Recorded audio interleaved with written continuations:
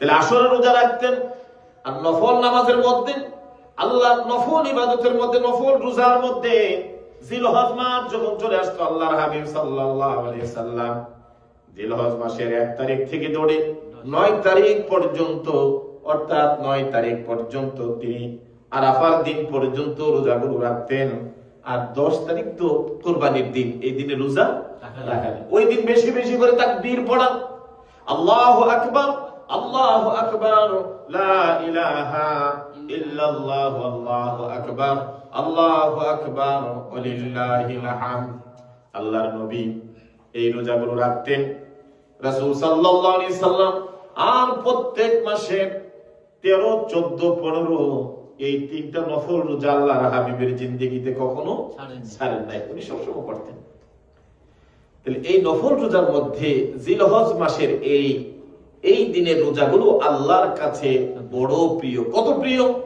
হাদিস শরীফের মধ্যে আসছে, আল্লাহর নবী বলেন জিলহজ মাসের প্রথম দিনের এই 10 দিনের রোজা, এক দিনের রোজা 1 বছরের সমান। সুবহানাল্লাহ। যদি জিলহজ মাসের এই 9 দিনের রোজাগুলো কেউ যদি রাখে, একটা রোজা রাখলে, এক দিনের রোজা 1 বছর রোজা রাখলে যত না সওয়াব, এত সওয়াব আল্লাহ রাব্বুল আলামিন আপনাদের আমলনামায় দিয়ে দিবে। সুবহানাল্লাহ।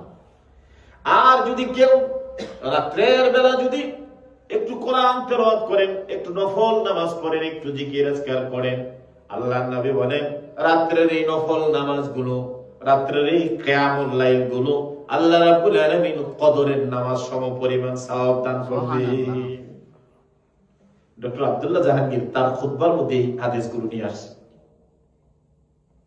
তারপরে নবী বললেন, আনাস ইবনে মালিক রাদিয়াল্লাহু তাআলা বলেন, জিলহজের 10ম দিনে, অর্থাৎ যারা আরাফার দিনে, যারা 9 তারিখে আরাফার দিনে যারা রোজা রাখবে, আরাফের দিনের রোজা আল্লাহ পাক রব্বুল আলামিন আরাফাতের দিনের আমল 10,000 দিনের সমপরিমাণ। সুবহানাল্লাহ। একটা তো আছে আরাফার দিনের রোজা যদি রাখে, তাহলে আল্লাহ পাক আগের বছর এবং পরের বছরের গুনাহ আল্লাহ পাক মাফ করে দেন। আর ওই দিনের যদি কোনো আমল করেন, ওই দিন যদি রোজা রাখেন, তাহলে 10,000 দিন সমপরিমাণ সওয়াব আল্লাহ পাক রব্বুল আলামিন এই নবীর উম্মতের জিন্দেগীর আমলের মধ্যে আল্লাহ পাক দিয়ে দিবেন। তাহলে এই যে আগামী সোমবার থেকে ধরে জিলহজ মাসে শুরু হচ্ছে, 1 তারিখ থেকে ধরে 9 তারিখ পর্যন্ত, 10 তারিখ তো কুরবানি, 9 তারিখ পর্যন্ত আরাফাতের দিন পর্যন্ত আমলগুলো আল্লাহর কাছে এত বেশি প্রিয়। আপনি যদি করেন একদিনের রোজা 1 বছরের সমান, একদিনের কোরআন তেলাওয়াত 1 বছরের কোরআন তেলাওয়াতের সমান আল্লাহ পাক সওয়াব দিবে। যে আমলই করেন, রাতের বেলা নফল নামাজ পড়েন, আল্লাহ কদরের সওয়াব দিয়ে দিবে। এই জন্য যখন এই জিলহজের মাস শুরু হয়ে যাবে, আমরা সবাই প্রত্যেকে একটু বেশি বেশি করে কোরআন তেলাওয়াত করা। কেন এই সময়টা সারা বিশ্বের থেকে মানুষ চলে যায় আল্লাহর বাড়ি জিয়ারত করার জন্য, আল্লাহর হুকুমগুলো পালন করার জন্য। কেউ যদি এই জিলহজ মাসের 1 তারিখ থেকে ধরে আরাফাতের দিন পর্যন্ত এই আমলগুলো করে, আল্লাহর জিকির আজকার করে, কোরআন তেলাওয়াত করে, নফল নামাজ পড়ে, সিয়াম পালন করে, আল্লাহর নবী বললেন যারা হাজিরা যাইয়া হজ করে যে সওয়াব আল্লাহ দিবে, তাদের সমপরিমাণ তাদের আমলনামার মধ্যে আল্লাহ সওয়াব দিয়ে দিবে। সুবহানাল্লাহ। তো আপনার নামটা হাজির নামে লেখা হবে না, কিন্তু তারা যে আমল করবে সেই পরিমাণ সওয়াব আপনাদের আমলনামার মধ্যে আল্লাহ দিয়ে দিবে। সুবহানাল্লাহ। কিন্তু আপনাকে হাজী সাহেব হিসাবে লেখা হবে না। হাজী সাহেব হতে হলে আপনাকে আরাফাতের ময়দানে হাজির হতে হবে। এই জন্য এই মাসগুলো এত বেশি, এই মাসটা এত বেশি বরকত। জিলহজ মাসের এই দিনগুলো 10 দিন যেন একটু বেশি বেশি করে আল্লাহকে ডাকা হয়, আল্লাহর কাছে ক্ষমা চাওয়া হয়, আল্লাহর কাছে মাফ চাওয়া হয়। পারলে নফল রোজাগুলো যেন রাখা হয়, না হয়তো কমসে কম আরাফাতের দিনের রোজাটা যেন আমরা রাখি। এই রোজা রাখলে আল্লাহর হাবিব বলে 10,000 দিনের সমপরিমাণ সওয়াব আপনাদের আমলনামার মধ্যে আল্লাহ দিয়ে দিবেন। এবং এই রোজার মাধ্যমে আল্লাহ পাক গত 1 বছরের এবং আগাম 1 বছরের গুনাহ আল্লাহ পাক মাফ করে দেন। সুবহানাল্লাহ। এই জন্য আরাফাতের রোজা তো আমরা রাখবো, যদি পারেন তাহলে বাকি রোজাগুলো রাখার জন্য চেষ্টা করবেন। আল্লাহ যে কবুল করে আমরা বলি আমিন। আল্লাহর নবী বলেন আহাব্বুল আমালি ইলাল্লাহ, আল্লাহর কাছে সবচেয়ে প্রিয় হলো আনতামুতা ওয়া লিসানিকা রাতিবুম মিন যিকরিল্লাহ। কোন মানুষ যখন জিলহজ মাসের 1 থেকে 9 তারিখ পর্যন্ত দিনগুলো শুরু হয়ে যায়, আল্লাহর কাছে ওই দিনের আমল হলো বান্দা যেন বেশি বেশি করে আল্লাহর জিকির করে। কি করবেন? আল্লাহর জিকির করা, আল্লাহ পাকের জিকির করা। যে ব্যক্তি জিকিরগুলো, আমলগুলো করবেন, রাতিবুম মিন যিকরিল্লাহ, তার জিহ্বাটা যদি আল্লাহ জিকিরে যদি ওই দিনগুলো কাটান, ইলাল্লাহি আনতামুতু, যখন তার মৃত্যু আসবে, আল্লাহ পাক রব্বুল আলামিন এই আমলের কারণে মৃত্যুর সময় তার জবানের মধ্যে, তার জবানটা আল্লাহর নামে, আল্লাহর জিকিরে তার জিহ্বাটা সবসময় নড়াচড়া করতে থাকবে। অর্থাৎ সবসময় আল্লাহর নামে তার জিহ্বাটা সবসময় তাজা থাকবে। সে ওই সময়ে শয়তানের চক্রান্ত করে আল্লাহকে ভুলে যাবে না। এই জিলহজ মাসের এই দিনগুলো যদি আমরা আমল করে যদি কাটাইতে পারি, এই জন্য যারা আপনারা আছেন চেষ্টা করবেন এই মাস, এই 10 দিনে অনেকে আমরা চাইলে এক খতম কোরআন আদায় করতে পারি, সকাল দিনে দুপুর, এইভাবে যদি চান আমরা 10 দিনে, অর্থাৎ আরাফাত দিন পর্যন্ত বা 10 দিনেই করেন। যদি পারেন 10 দিনে খতম কোরআন আমি নিয়ত করে শুরু করলাম, আল্লাহ তোমার কোরআন আফদালু যিকরিল্লাহ তিলাওয়াতুল কোরআন। মানুষ যখন আল্লাহ কোরআন জিকির, আল্লাহর কোরআন যখন তেলাওয়াত করে, এই তেলাওয়াত হলো সবচেয়ে বড় জিকির। সুবহানাল্লাহ। এরপরে জিকিরের মধ্যে আল্লাহর হাবিব বলেন এই দিনগুলোতে বেশি বেশি করে কোন জিকিরগুলো পড়া? সুবহানাল্লাহ ওয়াল হামদুলিল্লাহ ওয়া লা ইলাহা ইল্লাল্লাহ আল্লাহু আকবার। সুবহানাল্লাহ ওয়াল হামদুলিল্লাহ ওয়া লা ইলাহা ইল্লাল্লাহ আল্লাহু আকবার। লা হাওলা ওয়া লা কুওয়াতা ইল্লা বিল্লাহিল আলিয়্যিল আযীম। সুবহানাল্লাহ ওয়া বিহামদিহি সুবহানাল্লাহিল আযীম। এই তাসবিহগুলো পড়বেন, কাজ করবেন, কাজের ফাঁকে ফাঁকে এই তাসবিহগুলো পড়বেন। সকালবেলা উঠে 1000, রাত্রের বিকাল বেলা 1000, দুপুর বেলা 1000।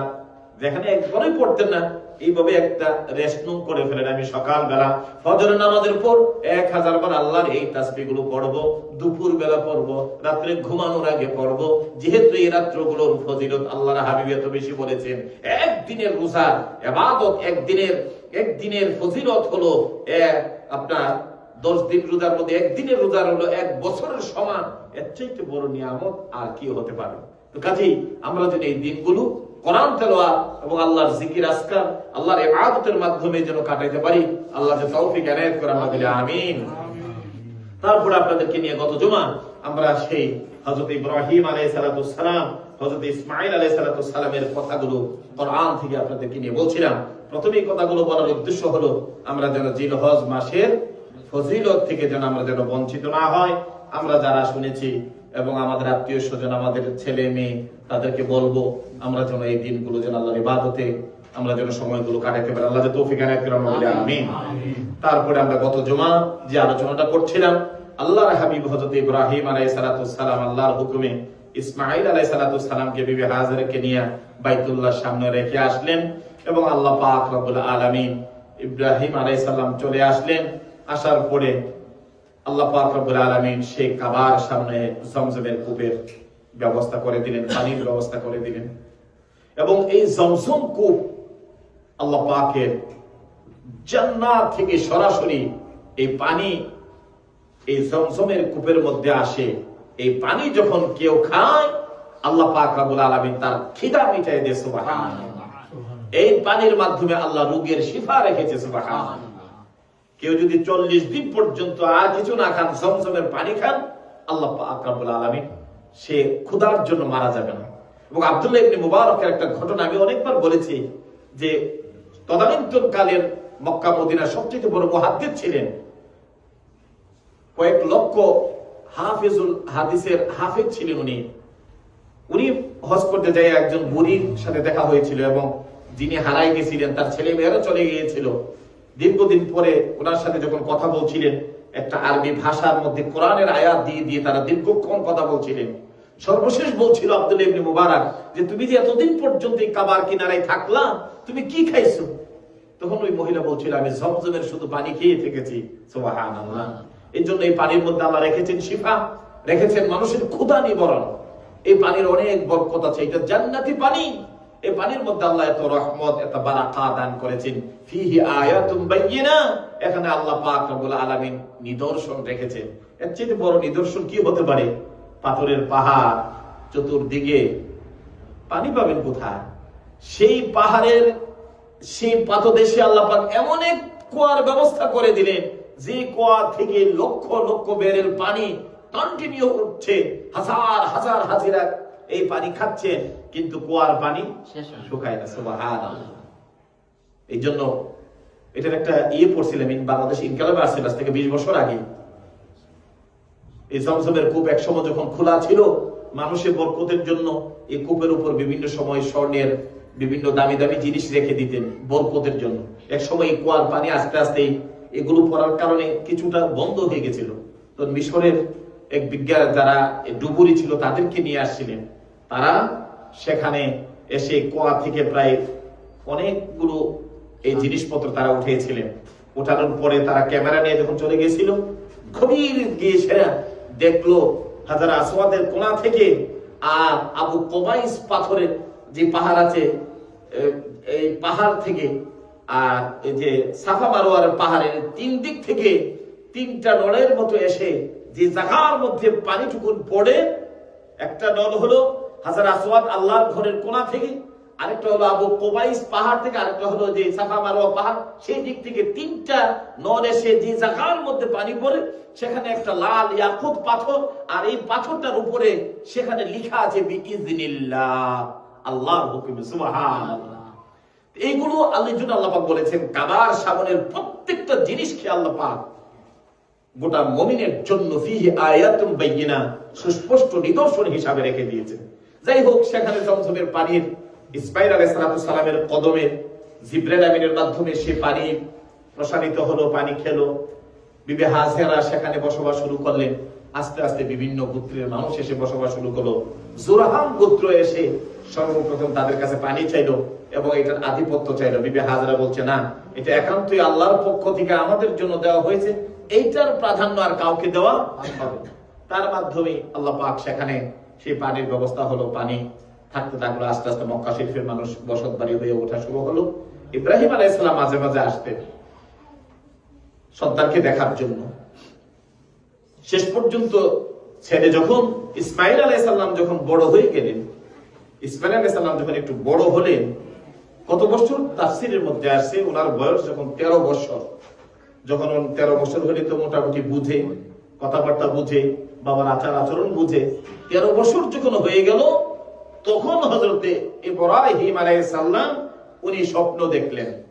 ফালাম্মা বালাগা মাআহু সা'য়া ক্বালা ইয়া বুনাইয়া ইন্নী আরা ফিল মানামি আন্নী আযবাহুকা।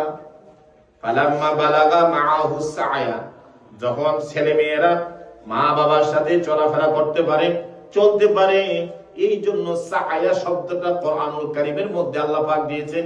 যখন বাবার সাথে হাত ধরে ধরে ছেলেরা যখন বাবার সাথে যায়, বাবার সাথে যখন হাটে বাজারে যায়, চলতে পারে, এই জন্য আল্লাহ রাব্বুল আলামিন এই সা'য়া শব্দটা ব্যবহার করেছেন। ফালাম্মা বালাগা মাআহু সা'য়া, যখন ইব্রাহিম আলাইহিস সালামের কলিজার টুকরা সন্তান ইসমাঈল যখন ওনার সাথে চলাফেরা করতে পারে, যখন ওনার বয়স যখন 13 বছর পৌঁছলো, আল্লাহ রাব্বুল আলামিন ইব্রাহিম নবীকে স্বপ্ন দেখাইলেন, ও ইব্রাহিম, তুমি তোমার সবচাইতে আদরের জিনিসটা, সবচাইতে ভালোবাসার জিনিসটুকু তুমি আল্লাহর রাস্তায় কুরবানি করো। সরাসরি বলে নাই, তুমি তোমার ছেলেকে ইসমাঈলকে আমার রাস্তায় তুমি কুরবান করে দাও। আল্লাহ বললেন তুমি তোমার সবচাইতে ভালোবাসার যে জিনিসটা আছে এইটা কুরবানি করো। ফাইয়া বুনাইয়া ইন্নী আরা ফিল মানাম, আমি স্বপ্ন যুগে ঘুমের ঘরে আমি দেখলাম, আন্নী আযবাহুকা, আমি তোমাকে আল্লাহর রাস্তায় কুরবানি করছি। সুবহানাল্লাহ। এখন আমি তোমাকে আল্লাহর রাস্তায় কুরবানি করছি, এটা স্বপ্ন যুগে দেখছি। তো এই যুগের মা বাবা যদি দেখতো যে আপনার ছেলেরে আল্লাহ রাস্তায় কোরবানি দেওয়ার জন্য কত হুজুরের কাছে যে গেলেন হইলেন, খালি এটা তাবিরটা সঠিক জানার জন্য যে হুজুর এটার অর্থটা একটু ভালো করে বলতো। আমি যদি বলতাম যে হ্যাঁ আপনার ছেলেকে ইনশাল্লাহ আল্লাহ রাস্তায় কোরবানি দিয়ে দেবো, তো এই হুজুরের বলে ভালো করে আমার স্বপ্ন তাবিরটা বুঝে নাই। তাহলে অন্তত 10 জন এখন বর্তমানে তো কত স্কলার বাইরে হয়েছে, আর নাইলে অনলাইনে দেখলো, নাইলে চ্যাট জিপিটি জিজ্ঞেস করলো, হইলে কত ধরনের কিছু যে আমরা নিজেরই বাইরে করলাম, যে কোন রকম ভাবে বাঁচার কোন রাস্তা নিয়ে আছে ছেলেরা নি আল্লাহ রাস্তায় কোরবানি থেকে বাঁচানো যায়।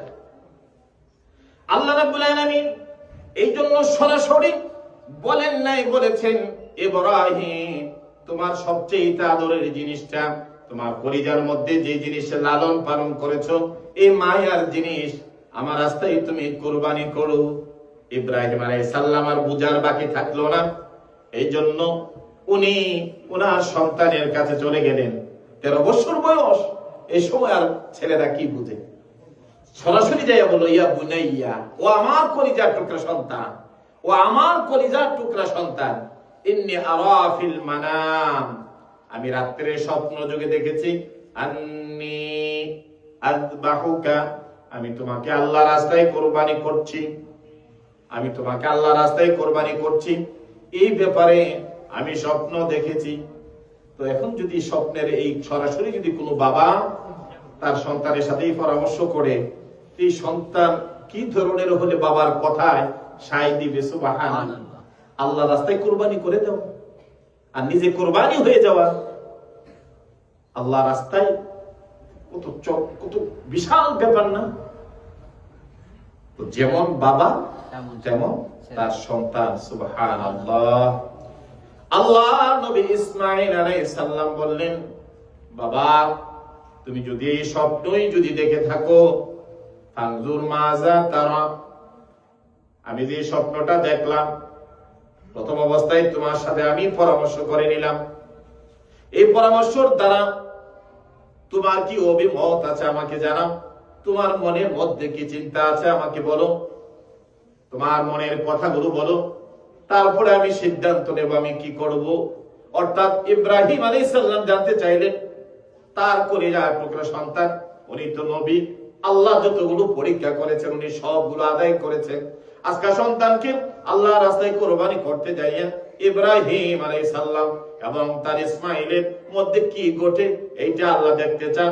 ইসমাইলও বাবার প্রতি তার কতটা ভালোবাসা, বাবার কথা কতটুকুন রাখে, বাবার এই হুকুমকে কতটা সে আননিমেন করে, কতটা মন থেকে গ্রহণ করে, এটাও তো বাবা দেখার বিষয়। এই জন্য ইব্রাহিম আলাইহিস সালাম বললেন, ফানজুর মাজা তারা, এই যে স্বপ্নটা দেখলাম এই ব্যাপারে তোমার কি অভিমত, তোমার অভিমতের উপরে আমি পরবর্তীতে আমি আমার রায়টা পেশ করব। যেমন বাবা তেমন সন্তান। এই সন্তানের কথা শুনে হযরতে ইব্রাহিম আলাইহিস সালাম যখন এই রায়টা যখন সন্তানের সামনে পেশ করে দিলেন, এই পেশ পাওয়ার পরে হযরতে ইসমাঈল আলাইহিস সালাম বললেন, ইয়া আবাতি ফাআল মা তুমার, ইয়া আবাতি ফাআল মা তুমার, যে অর্ডার হয়েছে আল্লাহর পক্ষ থেকে, যে হুকুম এসেছে আপনি ওই হুকুমটা পালন করুন। সাতাজিদুনি ইনশাআল্লাহু মিনাস সাবিরিন, আপনি যদি আপনার এই সন্তানকে জবাই করার জন্য অর্ডার হয়ে থাকে, আর আপনি যদি এইটাই যদি আপনার স্বপ্নের রায় হয়ে থাকে, স্বপ্নের ব্যাখ্যা যদি এইটাই যদি আপনি বুঝে নেন, আমাকে যদি আল্লাহ রাস্তায় জব করতে চান, তাহলে আপনি আল্লাহর হুকুমটা পালন করেন। আর যদি পালন করতে যাইয়া আমি আপনার এমন সন্তান না, আমি আপনার কথা শোনার পরে আমি দেশ ছেড়ে চলে যাব, আমি পালাইয়া যাব, আমি সব সময় আপনার পাশে থাকবো। সাতাজিদুনি ইনশাআল্লাহু মিনাস সাবিরিন, ধৈর্যশীলদের মধ্যে আপনি পাইবেন। বাবা গো, তুমি যদি আমাকে আল্লাহ রাস্তায় কোরবানি করো, আমার গলাতে যদি ছড়িও চালাইয়া দাও, আমাকে যদি আল্লাহ রাস্তায় কোরবানি করো, তারপর আমি কোথাও পালিয়ে যাব না, আমি তোমার এই হুকুমকে, আল্লাহর হুকুমকে পালন করার জন্য ইসমাইল সর্বদা প্রস্তুত আছি। আপনি ধৈর্যশীলদের অন্তর্ভুক্ত আমাকে পাবেন। সুবহানাল্লাহ। এই জন্য যেমন বাবা তেমন কত হিকমতে উত্তর দিলেন। এই ধরনের ধৈর্যশীল পৃথিবীতে অনেকেই আল্লাহর জন্য দেখিয়েছেন। শুধু আমাকে আপনি এই ধরন পাবেন না, যারা এই ধরন ভাবে এরকম ভাবে যারা ধৈর্যের পরীক্ষা দিয়ে পাশ হয়েছে তাদের মধ্য থেকে আমি ইসমাঈলকে আপনি একজন পেয়ে যাবেন। সুবহানাল্লাহ। এই ছিল আল্লাহর নবী হযরত ইসমাঈল আলাইহিস সালামের বাবার সামনে তার কথাটা পেশ করা। এটা কোরআনে আল্লাহ পাক কোট করে দিলেন। সেই 5000 বছর আগে ইব্রাহিম ইসমাঈল আলাইহিস সালাম তারা কি ঘটনা ঘটেছে আল্লাহ পাকের কাছে এতটা প্রিয় লেগেছিল, বাবা এবং ছেলের কথা দুজনের কথা আল্লাহ কোট করে দিলেন। আর এই কোট করা কথাগুলো, এই আয়াতগুলো আমরা নামাজে পড়ি, আমরা আলোচনায় করি, আমরা এই কথাগুলো মানুষের মধ্যে পেশ করি। মানুষ যেন আল্লাহর জন্য যায়, কোন সন্তানের জন্য যখন কোন পরীক্ষা আসে তখন তারা যেন ধৈর্যশীল হয়, তারা যেন একেবারে পাগলের মতো না হয়ে যায়। আল্লাহ কেন আমার সন্তানকে এই রূপ দিল, আল্লাহ কেন আমার এই সন্তানটা নিয়ে গেল, তারা যেন ধৈর্যশীল হয়। যখনই কোন ছেলে সন্তানের উপর যখন কোনো বিপদ আসে, প্রত্যেকটা মা বাবা যেন সেই ইসমাঈলের মতো যেন ধৈর্যশীলদের মতো হয়, সেই ধৈর্য ধারণ যেন করতে পারে।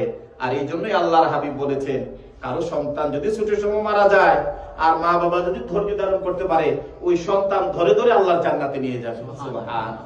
এই জন্য মা বাবা, যে আল্লাহ রাব্বুল আলামিন মা বাবাকে ছেলে সন্তান দেয়, তারা যেন ধৈর্যশীল হয়, তারা যেন ধৈর্য ধারণ করে। এই ধৈর্যশীলদের অন্তর্ভুক্ত হওয়ার জন্য আল্লাহর কাছে দোয়া করা। কথা ক্লিয়ার হয়ে গেল? ছেলে এবং বাবা দুজনের কথাই মোটামুটি ফাইনাল পজিশনে চলে গেছে। এই মুহূর্তে এখন তাদের বাকি কাজটুকুন, এখন যেখানে যাইয়া কাজটুকুন শেষ করা। কোরআনুল কারীম আল্লাহ বলেন, ফালাম্মা আসলামা, এই আসলামুন আত্মসমর্পণ করা। ফালাম্মা আসলামা, এই মা দিয়া তাসনিয়া বোঝানো হয়েছে। যখন তারা দুইজন যখন তারা আত্মসমর্পণ হয়ে গেল, অর্থাৎ কি আত্মসমর্পণ, ছেলেও আল্লাহর রাস্তায় কুরবানি হয়ে যাবে, আর বাবা ইব্রাহিম আলাইহিস সালাম ছেলেকে আল্লাহর রাস্তায় কুরবানি করে দিবেন। এই জন্য আল্লাহ বলছেন ফালাম্মা আসলামা, তারা যখন আত্মসমর্পণ করে ফেললো। এই জন্য ইসলাম শব্দের অর্থ হলো আল্লাহর কাছে আত্মসমর্পণ করা, আল্লাহর সামনে নিজেকে সব আত্মসমর্পণ করে দেওয়া। কুল ইন্না সলাতি ওয়া নুসুকি ওয়া মাহইয়ায়া ওয়া মামাতি লিল্লাহি রাব্বিল আলামিন। এই জন্য নবী বলেছেন, আমার নামাজ, আমার কোরবানি, আমার সালাত, আমার যা আছে সব আল্লাহর জন্য। যখনই কোনো মানুষ ইসলাম গ্রহণ করবে, আর ইসলাম হলো আত্মসমর্পণ, আমার সবকিছু আমার আল্লাহর জন্য আমি সুপর্দ করে দিলাম, আমি আমার আল্লাহর সামনে আত্মসমর্পণ করে ফেললাম। এই জন্য আল্লাহর জন্য সবকিছু মেনে নেওয়া, আল্লাহর জন্য সবকিছু গ্রহণ করা, আল্লাহর জন্য সবকিছু পাওয়া। এই কথা যখন মুমিন চিন্তা করে চলে, তখন আল্লাহ রাব্বুল আলামিন মুমিনের জীবন দুনিয়া আখিরাতকে আল্লাহ সুন্দর করে দেয়। হযরত ইব্রাহিম আলাইহিস সালাম ফালাম্মা আসলামা, তারা দুইজন আত্মসমর্পণ হয়ে গেল। এবার ইসমাঈল বললেন, বাবা তুমি প্রস্তুতি হয়ে যাও, আমি রেডি। এবং ইব্রাহিম আলাইহিস সালাম বললেন, সন্তান রে, আমিও তো তলোয়ার নিয়ে রেডি, আমিও আল্লাহর রাস্তায় কুরবানি করব। রওনা হয়ে যাবেন। এবার মিনার প্রান্তরে যারা হজ করতে যান, মিনার যে তাবু আছে, সেই মিনার হজের সময় তো দেখা যায় না, মিনার থেকে কাছাকাছি পাথর মারতে গেলে হাতের বা দিকে আমরা দেখেছিলাম যখন গাড়ি দিয়ে যায়, তখন একটা উঁচু জায়গার মধ্যে আজও একটা পিলার করে রেখে দিয়েছেন, যেখানে হযরত ইব্রাহিম আলাইহিস সালাম ইসমাঈলকে নিয়ে যে জায়গাতে কুরবানি করছে, তার আশেপাশেই এখনো কুরবানিগুলো হয় হজের সময় মিনার প্রান্তরে। হযরত ইব্রাহিম আলাইহিস সালাম তার পরিবার টুকরা সন্তান ইসমাঈলকে নিয়ে রওনা হয়ে গেলেন। কই যাবেন? মিনারে খালি মাঠে যাইয়া আল্লাহর রাস্তায় কুরবানি করবে। রওনা হয়ে গেলেন। এমন সময় একটু পরে পরে শয়তান এসে ইব্রাহিম আলাইহিস সালামকে ধোঁকা দেয়, ইসমাঈলকে বিভিন্ন ভাবে কথা বলে। এই কথাগুলো যখন ইব্রাহিম আলাইহিস সালামের কানে গেল, আর উনি যখন বুঝতে পারলেন শয়তান লেগে গেছে আমাদের আল্লাহর এই কাজের মাঝখানে বাধা হয়ে, তখন উনি নিয়ে ওই যে পাথর নিয়ে তিনবারে কি করলেন? পাথর মারলেন। এই জন্য হাজিরা যায় সেরা এই মিনার প্রান্তরে তখন পাথর মারে। এই যে তিনবার পাথর মারলেন, এই তিনবারের কার্যক্রম আমার আল্লাহ এত বেশি প্রিয় হলো, হাজীদের এই কার্যক্রমের মধ্যে এই পাথর মারাটা আল্লাহ পাক আল্লাহ অ্যাকসেপ্ট করে নিলেন। এই জন্য কিয়ামত পর্যন্ত হাজীরা সেখানে যেয়া পাথর মারে শয়তানকে। কই ইব্রাহিম আলাইহিস সালাম ছেলেকে নিয়ে রওনা হইলেন, কি পাথর মারছিলেন আর আল্লাহর কাছে। এই জন্য আল্লাহর নবী বলেছেন সমস্ত ইবাদতের মধ্যে খুলুসিয়াত এবং সবচাইতে বেশি হলো এই হজ এবং কোরবানির মাধ্যমে আল্লাহ পাক রব্বুল আলামিন বান্দার খুলুসিয়াতটা বেশি কবুল করেন এবং দেখেন। এই জন্য আমার ভাইরা সবগুলো কাজ ইব্রাহিম আলাইহিস সালাম তার খুলুসিয়াতের সাথে করার কারণে আল্লাহর কাছে এত প্রিয় ছিল যে কিয়ামত পর্যন্ত আল্লাহ পাক রব্বুল আলামিন এই হুকুমগুলো রেখে দিয়েছেন মুমিন বিশ্ব মুসলিম উম্মার জন্য। সুবহানাল্লাহ। তো ইব্রাহিম আলাইহিস সালাম আবার পাথর মেরে শেষ পর্যন্ত তিনবার পাথর মেরে উনি চলে গেলেন মিনার প্রান্তরে। মিনার প্রান্তরে গিয়ে হাজির হলেন। হওয়ার পরে বিভিন্ন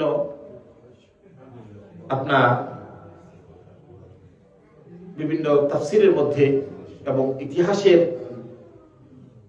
সিরাতে নববিয়ার মধ্যে বিভিন্ন কিতাবের মধ্যে তাদের যাওয়ার পরে যে ঘটনাগুলো খুব সুন্দরভাবে উপস্থাপনা করেছেন। ইব্রাহিম আলাইহিস সালাম ইসমাঈল আলাইহিস সালাম এই মুহূর্তে ছেলেকে আল্লাহর রাস্তায় কুরবানি করবেন। কুরবানির পূর্ব মুহূর্তে একটা ঘটনা খুব হৃদয় বিদারক ঘটছিল। ইসমাঈল আলাইহিস সালাম যদিও কুরবানি হয়ে যাবেন, কিন্তু শেষ কথাবার্তা কিছু মানুষের থাকে। উনি বাবাকে বলেন, বাবা আমার এই মিনার প্রান্তরে কেউ নাই, আমাকে তুমি কুরবানি করবা, করে চলে যাবা। কিন্তু আমার মা, তুমি যখন আমাদেরকে রেখে কাবার কিনারায় চলে গিয়েছিলা, এই 13 বছর পর্যন্ত আমার মা বড় কষ্ট করে আমাকে একা একা এখানে লালন পালন করছে। এই বাকি দিনগুলো আমার মা কিভাবে বাঁচবে? তো তোমার হুকুম পালন করতে যে ইসমাইলকে কুরবানি করার পরে আমার যে কাপড় চোপড় গুলো আছে, এই কাপড়গুলো আমার মার কাছে তুমি পৌঁছাই দিবে। তো তাদের এই কথাবার্তা গুলো কত হৃদয় বিদারক চলছিল এইরকম ভাবে। হযরত ইব্রাহিম আলাইহিস সালাম ভাবলেন এখানে তো কথাবার্তা বলে যদি একটু আবেগ প্রবণ হয়ে যায়, আর যদি এখানে কুরবানিটা করতে দেরি হয়ে যায়, আমার আল্লাহ নিয়ে আমার কুরবানি কবুল না করে। বলছে, বাবা ঠিক আছে, তোমার সবকিছু করবো, চলো আমরা আগে আল্লাহর কাজটা শেষ করে নেই। সুবহানাল্লাহ। আল্লাহর নবী হযরত ইব্রাহিম আলাইহিস সালাম সন্তানকে শোয়াই দিলেন। শোয়াই দেওয়ার পরে উনি কয়েকবার সন্তানের চেহারার দিকে তাকাইলেন এবং উনি ওয়াতাল্লাহু লিল জামিন, ওনাকে শোয়াই দেওয়া হলো। উনি উপর হয়ে শুইলেন। শোয়ার কারণে ইব্রাহিম আলাইহিস সালাম তলোয়ার চালাবেন। এই তলোয়ার চালাতে যাইয়া তারপরে তো বাবা সন্তানের প্রতি তো মহাব্বত আসবে, কিন্তু ইব্রাহিম আলাইহিস সালামের কোনো মহাব্বত আর কাজে আসলো না। উনি তলোয়ার নিয়ে ইসমাঈল আলাইহিস সালামের গলার ভিতরে শুরু করে দিলেন কুরবানির কাজ। সুবহানাল্লাহ। ইসমাঈল আলাইহিস সালাম দেখলো তলোয়ার দিয়ে চালাচ্ছে, কিন্তু গলা তো কাটে না। সুবহানাল্লাহ। কঠিন কথা, কেউ নেই। তখন ইসমাঈল আলাইহিস সালাম ভাবলেন হয়তোবা উনি আমার এই মহাব্বতে পইরা মনে হয় আমাকে উনি ছুরি চালাইতে পারতেছে না, আমার মনে হয় এখানে অন্য কিছু করা দরকার। উনি উঠে দাঁড়ায় গেলেন, বললেন, বাবা